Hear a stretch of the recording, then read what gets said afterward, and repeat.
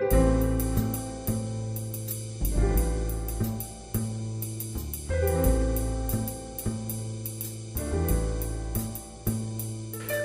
to Film Detour, a podcast where two longtime film buddies take you down and around the back alleys and side streets of cinema. With the occasional left-hand turn. I'm John Napick. And I'm Bob Mueller.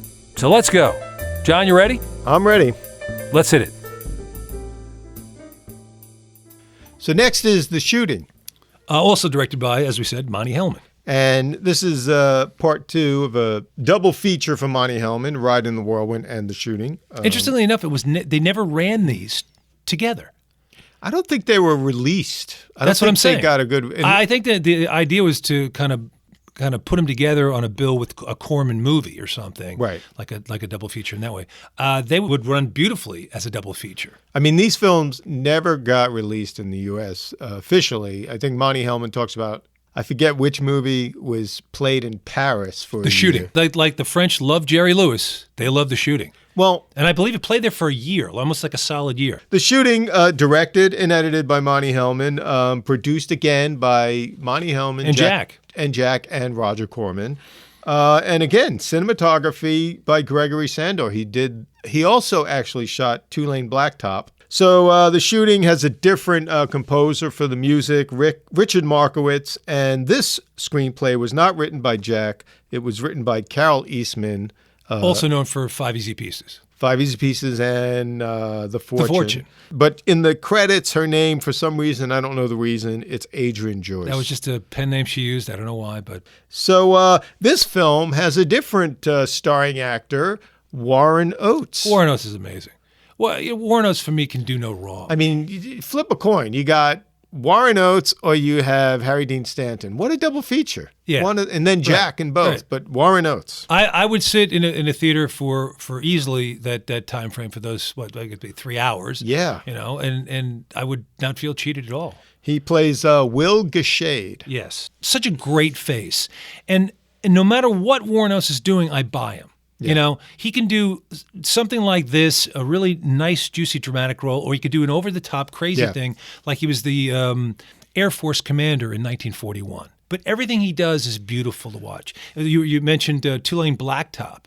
Yep. He plays GTO. And, this character is so believable across the board. I love Warren Oates.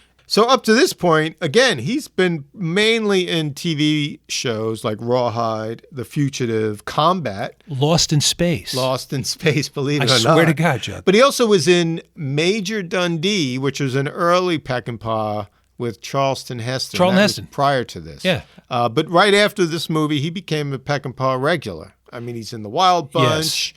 Bring Me the Head of Alfredo Garcia. One of my all-time favorites. He's just a great actor in a lot of westerns and other films, Dillinger. So this film also stars Jack Nicholson, as we said, Billy Spear, the gunslinger. Not to be confused with Billy Shears from Sgt. Pepper's Lonely Hearts Club Band. And then the female lead in this movie is Millie Perkins. Yes. Who's in the earlier film. Right, totally different role, though. Totally different role. We won't say what she's doing in this. Actually, she doesn't even have a name in this film. She's just the woman. Correct. And of course, we've said she was in Diary of Anne Frank. Mm-hmm. She's in TV stuff, Wagon Train, right. and some other movies. And she was in an Elvis movie. Oh, what's the Elvis movie? I just remembered it from last show, but I remembered it. Wild in the Country. Wow. So a long career. The fourth actor in this film is Will Hutchins, as Coley. He's great. He's so good in it. He did a lot of stuff, too. He was in Gunsmoke, 77 Sunset Strip, Alfred Hitchcock Presents. He was in No Time for Sergeants. You ever see that, John, with Andy Griffith? He was in a really lousy Sam Fuller movie called Merrill's Marauders. He kind of plays this weird Walter Brennan-y kind of voice character. He's just an odd character. He's a real country boy. He's a country boy. He's kind of innocent and he's a big doofus. Yes. In a way. He's like a child. I remember the expression years ago. Somebody said this to me and it always stuck with me. He's an innocent. Yeah. But he's endearing. He's totally endearing. Absolutely. He was also in 2 Elvis movies. Oh, was he? Spin Out and Clambake. Wow. Mm-hmm. And The Happy Hooker Goes to Washington. We can't forget that. Now I have to go see those films to find him. There you go. Will Hutchins. He's worth watching. Okay, and then the soundtrack. I love this soundtrack. It's Richard Markowitz, and he is basically a TV composer. Right. He did tons of stuff. He did Dr. Kildare, Ben Casey with Vince Edwards, The Invaders, The Wild Wild West, Mission Impossible, and Mannix. Wow. I mean, he did tons of stuff. You know, that television stuff that I'm looking at these different things, there's a lot of action stuff in it and whatnot, and a lot of mood, and he really comes across beautifully. From the theme song on, there's that ominous theme song. Yeah. It's terrific. It really sets the mood in this film. Yeah, he's terrific. Because it's an odd film. It's kind of a mystery. It's kind of a Western. And he really just like nails the tone. He sets the tone. Yeah, absolutely. Yeah. And so let's just go right in. I mean, it begins and you see the head of this horse and you hear this kind of noise. Whinnying in the background of another horse and in his the ears distance. prick up. Yeah. And then you see some guy, Warren Oates in this case, he's crouched down by a stream. He's drinking some water out of a cup. Yeah. And then he hears the whinny again. He looks up, and right away you think, there's a problem here. He seems really tense about the whole thing. And it's like it's a Western setting, but there's like this mystery. Absolutely. To it. Like is he paranoid? He's looking around. Is somebody following him? We don't know. We don't know what's going on. And I love that in a movie. You just throw somebody right into it and you just start the damn movie. And then he does a curious thing when he goes to pack his horse. He cuts a hole in this flour bag. Yeah, he's got a flour sack on the pack mule because he's got a pack mule with him. And he cuts a hole in it and he starts walking away and he's leaving a trail for whoever seems to be following, which is really weird. So it's like why he wants this guy to follow him in some weird way. And then he makes his way to this mine. It almost looks abandoned almost. But, yes. And clearly there have been people there, and he's looking around. Like it's a great opening shot, though, John. You see this wide shot, and he's coming through this trail, through this pass. There's only one trail into the camp. Exactly. So he's coming in with his stuff, and they pan over, and there's this corral in the foreground, and it's shot through the corral, so you get a whole sense of there's a corral there. In the background, you see this kind of ramshackle mine, and to the right there's a tent. This is what the French call mise en scène, which is really covering the whole frame with a whole bunch of stuff. And you set up the whole camp. This is what's really great about Monte Hellman setting up shots. You set up the whole situation in that one shot. It's beautiful. Yeah. So he comes into camp. There's no one there. He calls out for Coley. No one answers. Right. We don't know who Coley is. No. And then he says Leland. He's calling out Leland. We don't know who Leland is. All you can hear is the echo of his voice. And it's creepy because you're thinking, he's calling out to somebody. This looks really desolate. It has this ominous tone. Somebody's following him. So you're tense right away. Yeah. There's something going on. We don't know what's happening. And that's kind of a theme throughout the movie. Yeah, absolutely. And then he sees this grave. Right, the wooden grave marker. And it's carved almost in a childlike scrawl. Right. You see, it's the grave of Leland. A Leland drum, yeah. And so obviously these two people he's been looking for, some incident has happened. We don't know what's going on. Right, because somebody's dead. Obviously he knows the guy because he calls out Leland, and he calls out to Coley again. And out of nowhere, someone takes a shot at him. A shot rings out, yeah. And he ducks. And this all happened, which is beautiful, John. All this ominous stuff, all this setup, all these beautiful shots. This is 5 minutes into the movie. And practically no dialogue, obviously, except for him yelling out. Exactly. And then we find out that's Coley in the mine. He's kind of cowering in this mine. He's terrified. He still doesn't believe it's him. Yeah, he's got to convince him. He's really terrified. And Will stands up to kind of show him. And then we learn what really went on in this really terrific flashback sequence. He explains that Willard's brother, Coyne, got into some sort of scuffle in town. He ran over a man and a little person, quote unquote. Yeah, could have been a child. It's a very strange description. Coyne, Willard's brother, takes Cody's horse and just takes off.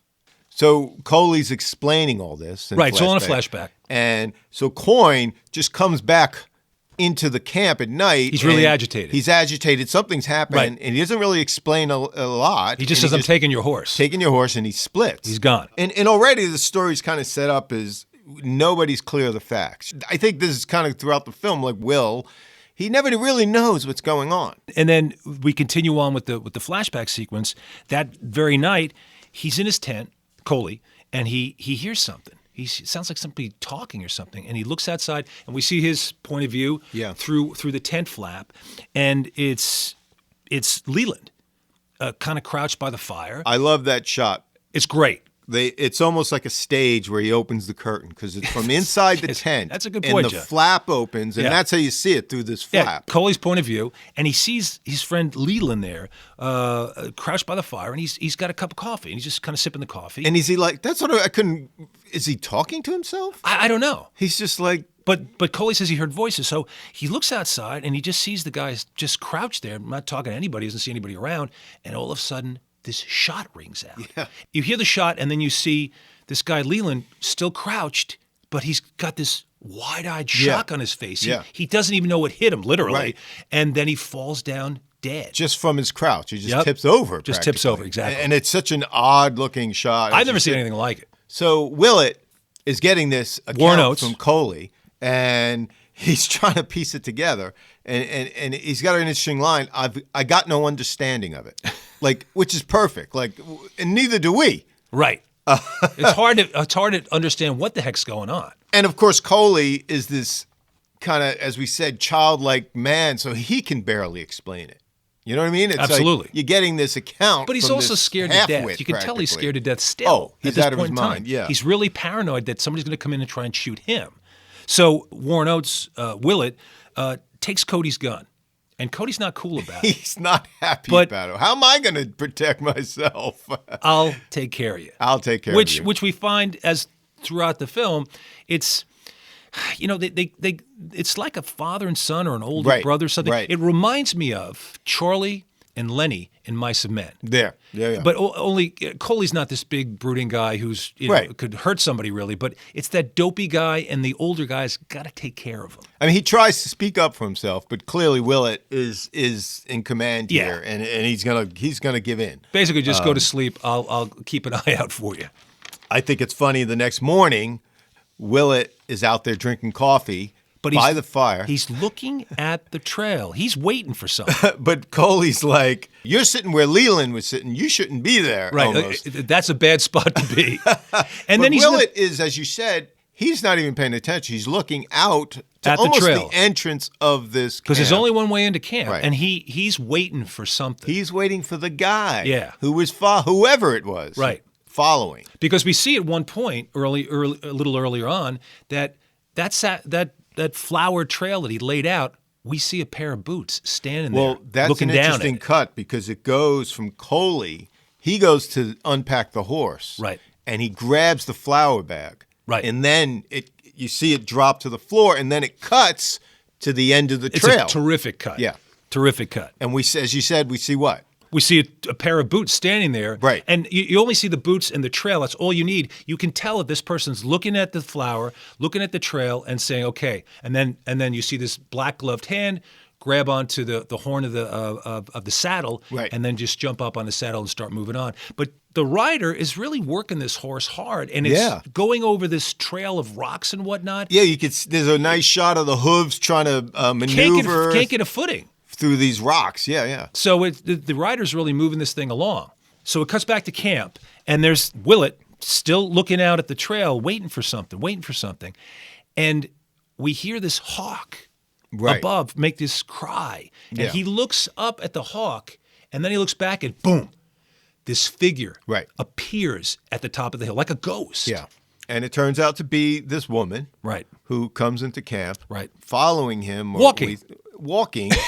Where's the horse? She's you know? got dirt all over her face, Yeah. which is kind of interesting. It's a cool thing. Like, obviously, you're riding through the West, you're going to have dirt in your face. Exactly. She's really messy looking, and she's like, she wants to buy a horse. Right. And Willett is Well, it's gonna, not like she's walking down 6th Avenue and she goes into a store and says, "I'd like to buy a horse, please." She's walking in this landscape where nobody should be walking. But she's got an attitude like she's down 5th Avenue. She's like, I want a horse. She's like already demanding. She's got an attitude and a half. Yeah. And so Willett is going to sell her Leland's horse.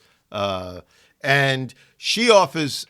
Actually, he doesn't even want to sell it. He says, "Look, it belongs to a dead man. You can have it for nothing," which Belongs to a dead was man. pretty much a nice little gentlemanly thing for him to do.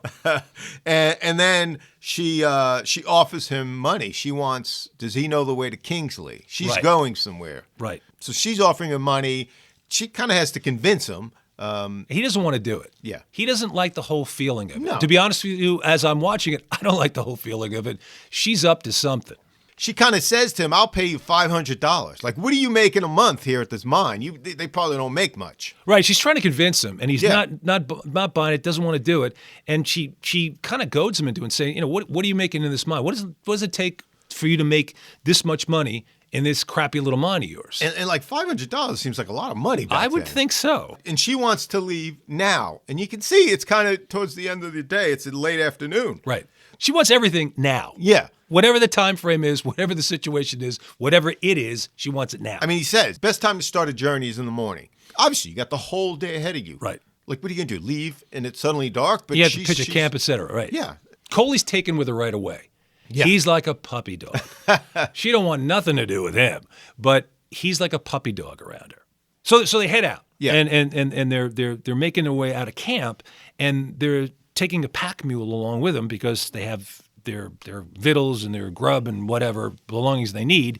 And she says, being the snotty Rosanna Arquette-ish character she is, she says, no mules. Mules will hold us back. And Warren Oates says, ain't nothing hold you back like no victuals, ma'am. That's right. Like, she doesn't even care. Just no thought process seems to be going in her head. She's just going to go straight. Against her own safety, it seems. It's like... Against anybody's safety. Either she's hell-bent on some mission, She or is hell-bent. she's just crazy or something. They're heading towards Kingsley, Mm-hmm. but right away she's like, let's go first to Crosstree. And Willie's like, It's not on the way. it's 25 miles Yeah. out of the way. Yeah. That's far Yeah. on a horse. So she's pushing the horse. Yeah. She takes the lead and she's pushing this horse. And Willett says, you run on 4 legs now. You walk on 2 later, which I think is a Right. great line. Real economy to the dialogue. He's got all these kind of country... This country wisdom. Right. He has all these different sayings, but they nail it. But those things you need to know because they help you in this environment. He's a well-schooled guy Yeah. to being out on the land. It's kind of like street smarts Yeah, out exactly. in the West. Exactly right. That's a good way of looking at it. Yeah, you bet. And Warren Oates gets the best lines. Oh. I mean, I don't know if she Taylor made them for him and whatnot, but his character has the best lines. Yeah, throughout the film. It's great. Yeah, he whatever the situation is, he nails it because he knows better. So they finally make it to Crosstree, Right. which is just this, it looks like a one-horse town practically. It's just a barn and it's a corral and whatever. It's a place to water your horses, basically. I love the music in this section, and Yeah. it's kind of out of place, it seems, but it's perfect for it at the same time. It's this wooden flute that has an eerie quality to it. And you go, once again, you're driving into this town, and what exactly is going to go on Yeah. here? It's a lot of tension feeling, and it feels like the music that they used in Ran. The music seems out of place with this wooden flute Japanese Yeah. style, but it works perfectly. It really Yeah. sets the tone. So in Crosstree, they're there. Willett sees the woman talking across the corral there, talking to this Indian, American Indian. Right. Who's just like a cowboy, actually. He's got a hat with a feather in it and Western dress. And after they're done, he goes up to the Indian. He tries to talk to him, which is a very interesting scene. He's like, what were you guys talking about, blah, blah, blah. And the Indian, Because he was talking to the woman, to Millie yeah. Perkins, yeah. And you saw them. They were having a conversation, Right. but suddenly the In the Indian distance. can't speak English. And Willett gets so pissed off at him because he thinks he's holding something back. He Yeah. grabs him and says, I'll break you in half. You Yeah. tell me what I want to know. I mean, it's an interesting scene because this whole movie is about Willett's frustration at never being able to figure things out. And Right. this is like a perfect example of it. Like, he cannot communicate with this Indian. And he can't communicate with the woman, really, because she doesn't really give him anything to go on aside Yeah. from let's go here, let's go there. I mean, he's like powerless. He never knows anything about what's going on. The strange thing is he knows this girl's trouble. Yeah. But for some reason, he has just to- stays with her. Yeah, why? It's weird. He's like sucked in. He's drawn to it or something. And so in Crosstree, they do find Coley's horse, Shorty, who was taken by Coyne. By Coyne, right. And he's in the stable, and he's got a broken horseshoe. So clearly, he was ridden hard. Why did Coyne come here? Right. Again, part of this All mystery. these unanswered questions. Yeah. But he's afraid that the guy's just going to kill the horse or sell it for parts or glue or whatever, and he doesn't want it to happen. So he asks Will for $50. $50. Can you please? Now that's still a lot of money back then, but he doesn't want to see his friend, his old horse, Shorty, put down for nothing. Yeah. Right. But it's interesting because this is like the first time we see what or why they're doing this. This idea that, maybe she's following Coin for some reason. And Willett actually asks, what's he running from? Meaning Coin. Like, why is Coin hell-bent on getting out of here? So they're on their way to Kingsley, and clearly they're on the trail, but there's this other trail peeling off, and she's hell-bent on going that way. Right. Once again, why? And why would someone want to go this way? It's not the way to Kingsley. She's running in a different direction. She's got a different script she's following than Willett has any idea and about. Of course, at this point, I'm always thinking, like, is she just leading them into an ambush? She got the other rider somewhere. What is she up to? Who knows? Like, she starts to lose it on her horse. Like, right? She starts to lose. She starts firing at the ground. And she's doing a lot this shooting. Yeah. And Willett, he knows. He knows he actually comes out and accuses her of signaling this rider to let him know exactly where we are. Willett's pretty swift. Willett's mom didn't raise any dummies. But she kind of breaks down, too. Right. And Coley goes to help her. Yeah, it's what it is it's so hot. Yeah. She's looking up at the sun. She goes, how magnificent. Like the sun and the desert. Yeah, it's really great. It's hot as hell. And then what's interesting in that shot is you see the sun and it looks kind of orange, and then the orange bleeds out of it to this white hot thing, this white hot sphere in the sky. And then the next Which thing I we think see, is kind of a transition for them to go, this is early in the day, and now we're in the middle of the day, and it's blazing hot. It's not so magnificent anymore to the woman, and she's starting to falter. Kind of overcome by she's the starting heat. to falter, and she's kind of falling off her horse. So puppy dog Coley comes over and tries to help her, and she says, "Get your hands off me! Yeah, just leave me alone. You're just looking for a reason to touch me." And you can only think, is this woman crazy?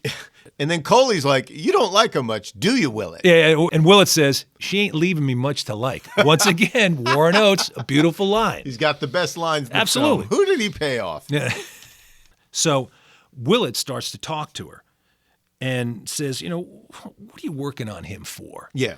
And she says, maybe he's more useful to me, in essence, than you are. Right. Because obviously he'll do anything she wants. And Willett says, he may go pining after you, but he ain't going to lead you nowhere. Right. And then this is kind of, we hear the horse off in the distance. Right. And finally, in comes Jack. We just see him appear out of the darkness on this horse, this rider.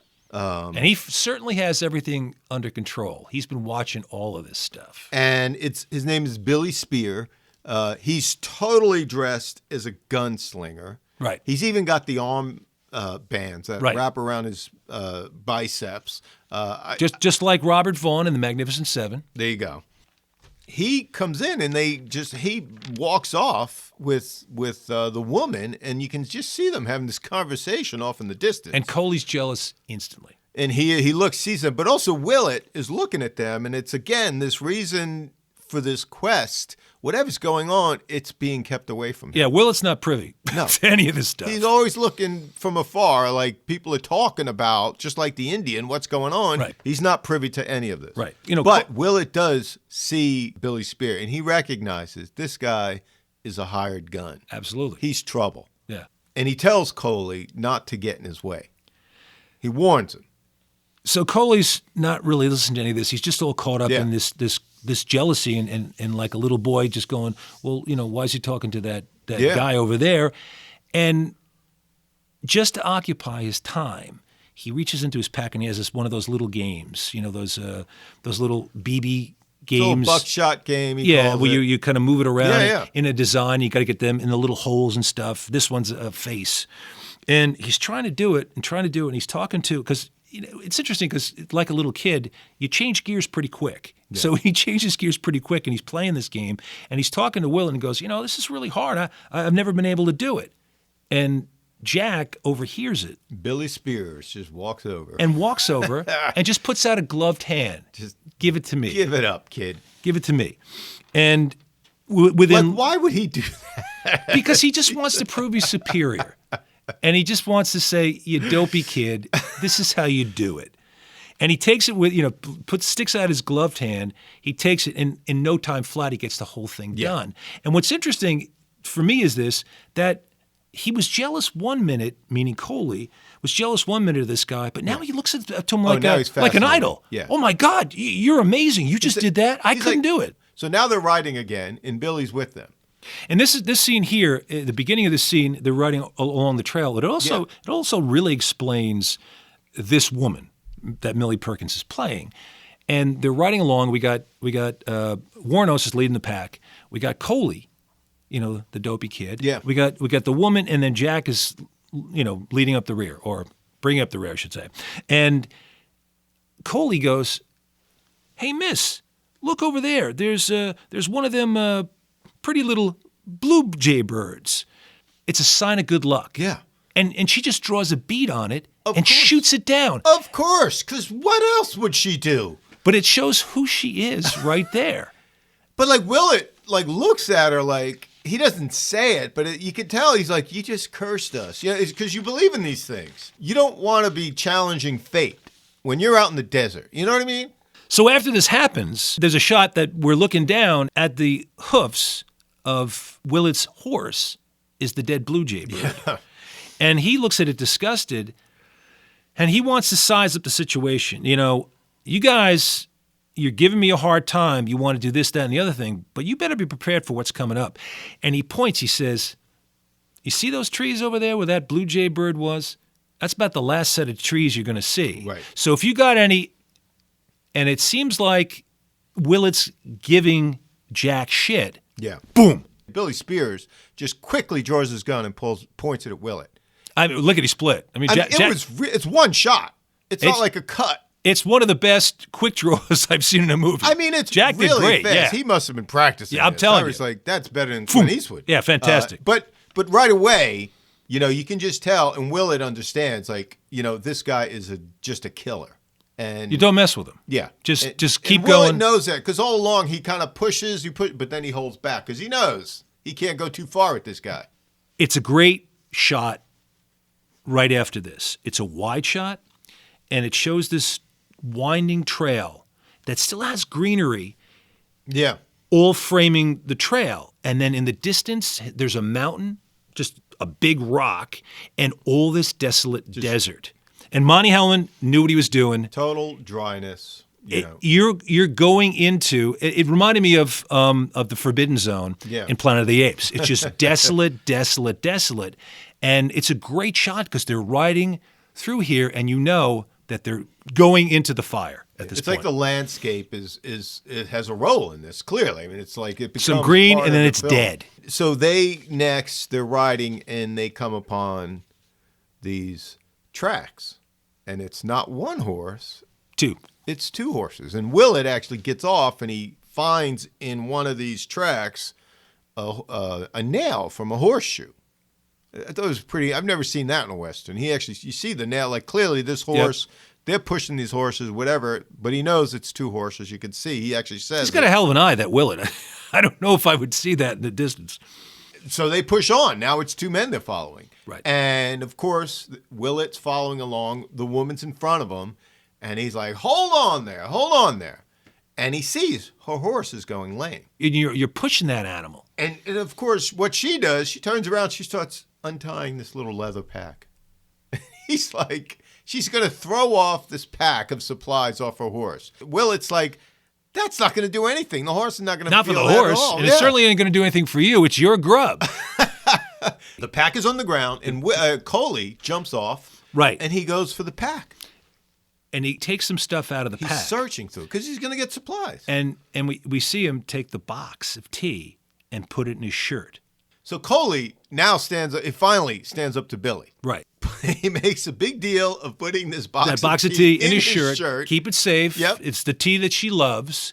So Billy Spears says, "I'm going to blow your face off," because he's defying him. Yeah. And Coley answers back in these little kid versions of cursing. But his retort is the best he can do because he's not a swearing kind of guy. So he does these gall darn kind of phrases. Gosh darn it. You know, gall darn, double dog, something. He actually says that. Dog. And it's funny because he really doesn't care. That's the best he can stand up. That's the best cursing he could do to this guy who could easily blow his face off. And he gets back on the horse and starts riding. And you know what? He got his tea back. Just right after that, the woman, Millie Perkins, they're riding, they're continuing on their journey. And but she's pushing it. She's pushing it. She's in a rush to get there. And Warren Oates says, you're gonna do that horse in. You gotta take.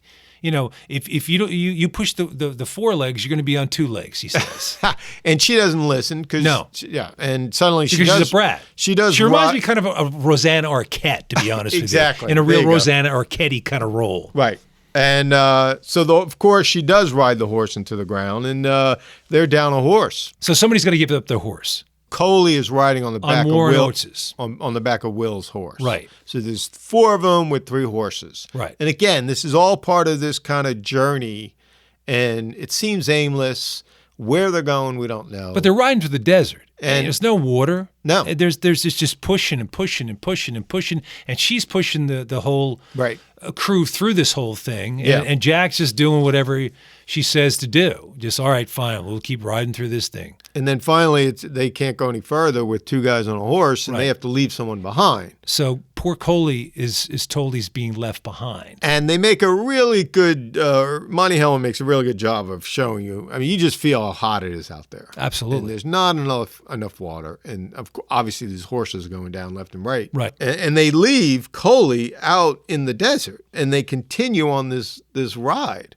You know, Will is like, we'll be back for you, Coley. We'll come back for you. Don't worry. Well, he tries to give him an idea that it's going to be okay, but he knows it's not good. Yeah. He probably is thinking in his own head, I'll do the best I can to get back here for the kid, but they're all going to press on. And really, Jack Nicholson's character, Billy Spear, is not really going to let anything impede the journey. He's kind of the enforcer. So either you get on your horse and get moving and leave this kid behind, or I'll take you out too. Right. Doesn't really matter. So they go on, they leave Coley behind, and then they come across this I'm reminded of Lawrence of Arabia. Yeah. You know? No, it does have that feeling. And suddenly they come across this man out in the desert. He's got a broken leg or something. He's on the ground. Certain to die.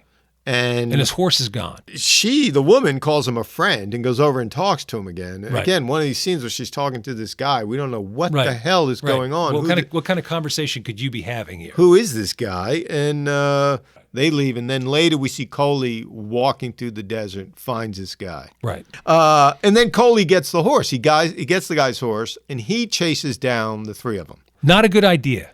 And off in the distance, you see Coley catching up. He's right. It's a great shot where they're riding through the desert. They don't quite see him. Right.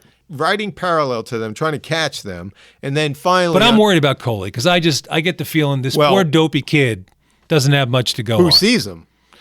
Jack, unfortunately. Coley's riding away, but at one point, he just rears up and turns around and then charges back at Jack. Yeah.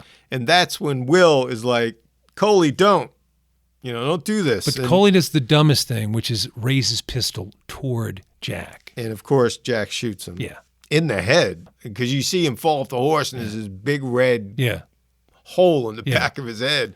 The strange thing about Coley is Coley actually admires Jack in the very beginning. Right. And it's really sad to see where this guy has no sympathy. Yeah. Forget about empathy. No. He has no sympathy for anybody. Right. That breaks your heart because this guy is such a sweet kid. And even when Jack is leaving him behind and Millie Perkins, as the woman, is leaving him behind, he goes and gets that tin of tea and brings it up to her as a gift, even though she's leaving behind basically to die. I mean, it broke my heart to watch this. It's so pathetic. Will, who's basically helpless to save his friend, he doesn't really seek revenge. It's just like they, they're riding. It's a really nice shot at Magic Hour. They bury Coley and they're riding off. They're continuing this quest to get this mysterious man. We don't really know who they're chasing. And Will, I don't know why he feels this sense of duty. He's being paid. I don't know. He continues on with these two people, the woman and this gunslinger.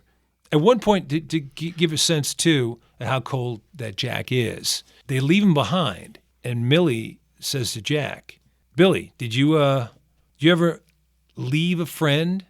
And Jack says, I never did have one. And this is when the three of them now are getting through the desert. But suddenly, the horses have succumbed to the heat. Will and Billy, the two men, are on foot. Right. And she's on horse. And then suddenly Will has just had enough with this gunslinger guy. And they have a fight. Finally.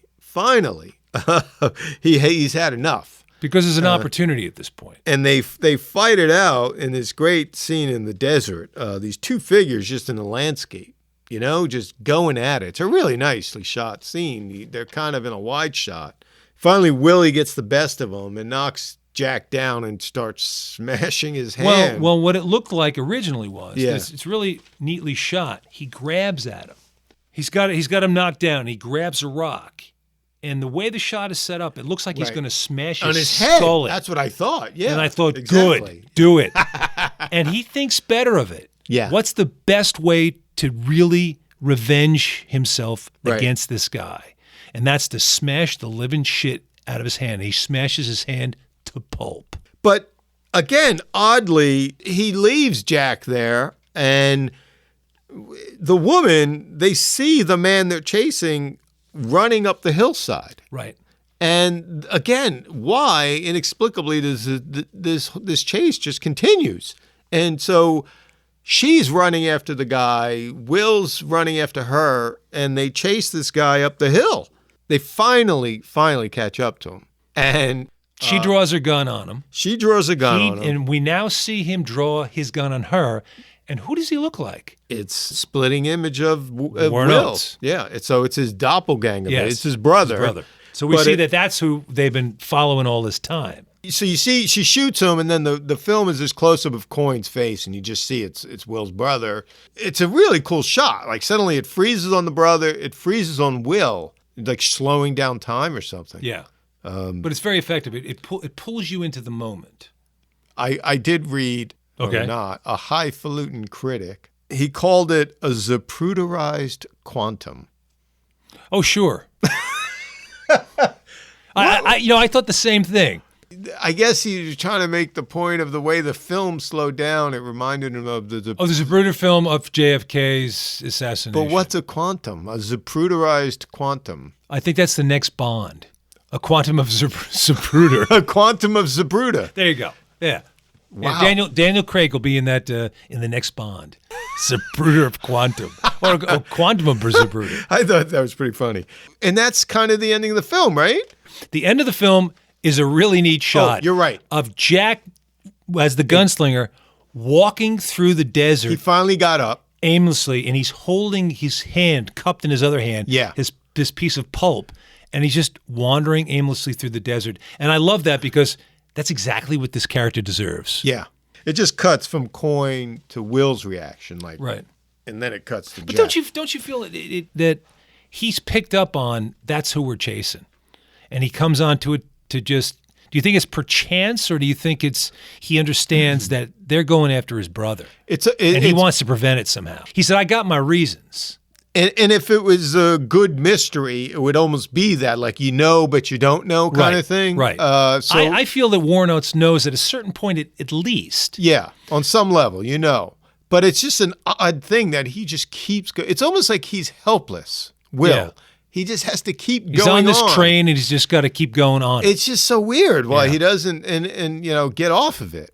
So the shooting, what does it all mean?